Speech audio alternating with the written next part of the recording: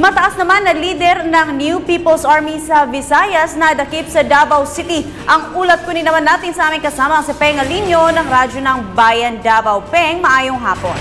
Maayong hapon, Princess. Ayon kay Captain Albert Bes, tagapagsalita ng Eastern Mindanao Commander Ismincom na naaresto na magkasanib na persya ng Ismincom Criminal Investigation and Detection Group o CIDG-11, Philippine Army at Armed Forces of the Philippines o PAAFP Intelligence Operatives at Davao City Police Office o DCPO ang isang Roy Erecre alias Toto at Pasyong. Si Erecre anya ay kalihim umano ng Central Visayas Regional Commando CVRC ng Communist Party of the Philippines o CPP New People's Army o NPA.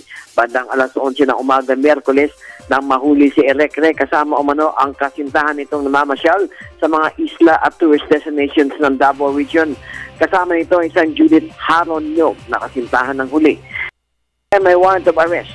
Ayon naman kay Ismincom Commanding General Lieutenant General Ricardo Rainier Cruz na isang matagumpay na operasyon ang naisagawa ng pamahalaan para sa paghuli kay Erecre na isang mataas na opisyal ng CPP.